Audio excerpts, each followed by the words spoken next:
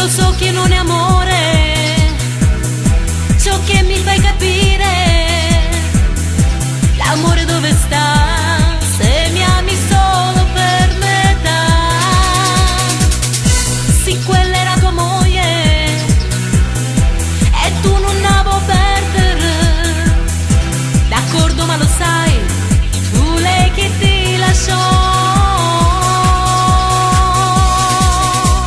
Ci siamo messi insieme dopo che lei ti abbandonò e tu ci hai fatto pace perché lei si è pentita. Mo divertiti